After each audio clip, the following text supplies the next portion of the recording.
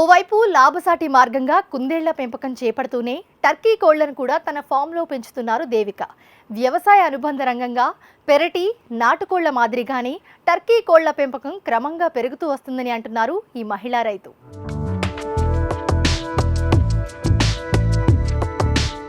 స్వయం ఉపాధి రంగంలో రాణించాలనుకున్న ఆమె కేవలం కుందేళ్ల పెంపకంతోనే ఆగిపోలేదు. అనుబంధంగా తన ఫామ్లో టర్కీ జాతి కోళ్ల పెంపకం చేపట్టారు. ఇది వచ్చేసి టర్కీ కోళ్ళు అంటారు. ఇవి డే 1 చిక్స్ కడికెళ్ళ నుంచి 21 రోజుల వరకు మనం బ్రూడింగ్ వేసుకోవాల్సి వస్తుంది.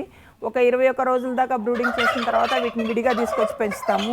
ఇది మార్కెట్లోకి కటింగ్కు రావాలి అని అంటే 4 నుంచి 5 నెలలు 6 నెలలు టైం తీసుకుంటుంది.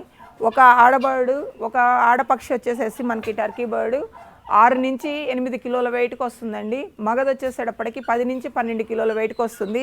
ఇది నెమలికి క్రాస్ బ్రీడ్ అని చెప్తారు. అడవిల్లో తిరుగుతుంది కాబట్టి నెమలితో క్రాస్ బ్రీడ్ అంటారు. అదే రకంగా మీరు చూసినట్లయితే మగ పక్షులు నెమలిలాగా పురివిప్పుకొని నడుస్తూ ఉంటాయి. ఆడపక్షికి మగ పక్షికి ఐడెంటిఫికేషన్ అనేది చిన్న వయసులో చేయడం జరగదు. కొద్దిగా పెరిగినాక మనం ఐడెంటిఫై చేయగలుగుతాము. మగ పక్షిని తీసుకున్నట్లయితే ఇక్కడ ముక్కు పైనకెళ్ళ నుంచి మజిల్ అనేది కిందికి వేలాడేసుకుంటూ తిరుగుతూ అట్లా పురివిప్పుకొని తిరుగుతుంది. ఆడపక్షిని తీసుకున్నట్లయితే అట్లా నార్మల్గా ఉంటుంది, ముక్కు పైన ఏమీ ఉండదు. ఈ ఐడెంటిఫికేషన్ తోటి దీన్ని మనం ఐడెంటిఫై చేయొచ్చు. దీని మాంసం కూడా మంచి ఖరీదు పలుకుతుంది సార్.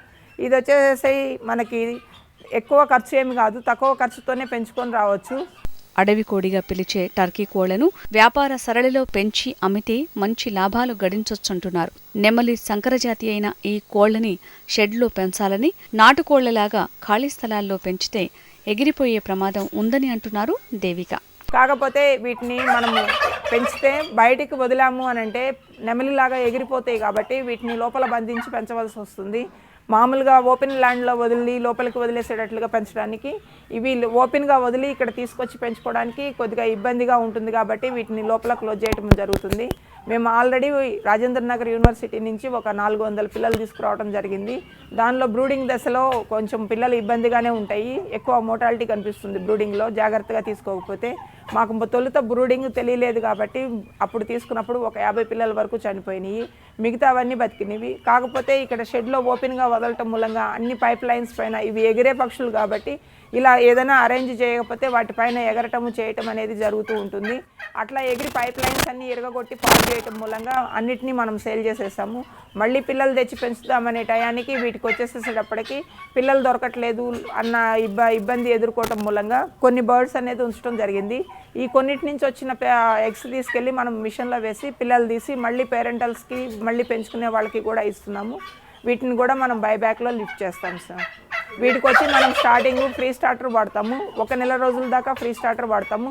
2 నుంచి 4 నెలలు వయసు వచ్చే వరకు మనము స్టార్టర్ ఫీడ్ వాడతాము. ఆ తర్వాత లేయర్ ఫీడ్ వాడతామండి. కోళ్ల లేయర్స్కి ఎగ్స్ పెట్టే కోళ్ళకి ఏదైతే వాడతారో ఫీడు అది లేయర్ ఫీడ్ వాడతాము. టర్కీ కోళ్ల మాంసం గుడ్డుకు నానాటికి డిమాండ్ పెరుగుతోందని, తక్కువ కాలంలోనే అధిక మాంసం కలిగి మార్కెటింగ్ చేసుకోగల వీటి పెంపకం రైతులకు లాభదాయకంగా ఉంటుందని అంటున్నారు ఆ మహిళా రైతు. అయితే క్రిస్మస్, నూతన సంవత్సర వేడుకల సమయంలో వీటికి గిరాకీ బాగుంటుందని, సరైన పర్యవేక్షణలో పెంచితే మంచి లాభాలు పొందటం ఖాయమంటున్నారు. థ్యాంక్స్ గివింగ్ బర్డ్స్ కింద వీటిని టర్కీస్ని గిఫ్ట్ ఇచ్చుకోవడం జరుగుతుంది. ఎందుకు అంటే ఇవి పెద్ద మొత్తంలో ఉంటాయి కాబట్టి మనకి కోడిలాగా కిలోన్నరకి ఉండదు. 5 నుంచి 10, 10 నుంచి 15, 12 కిలోల వెయిట్కి వస్తుంది కాబట్టి అంత పెద్ద బర్డ్ తినాలి అంటే ఒక ఫ్యామిలీలో 4-3 మెంబర్స్ ఉంటే కటింగ్ కాదు కాబట్టి ఇది థ్యాంక్స్ గివింగ్ బర్డ్స్ కింద ఫంక్షన్స్కి ఇవ్వటం మూలంగా, ఆ ఫెస్టివల్ టైంలో వీటిని ఇవ్వటం మూలంగా 2-3 ఫ్యామిలీస్ ఒక దగ్గర చేరితే 10 కిలోల దాన్ని అయినా సరే కటింగ్ చేసుకుంటే అందరికీ ఫంక్షన్ లాగా జరుగుతుంది కాబట్టి దీన్ని ఎక్కువగా ఈ ఫెస్టివల్కి బాగా సేల్ ఉంటుందండి. దీని మాంసం వచ్చేసి 350 నుంచి 550 వరకు పలుకుతుందండి.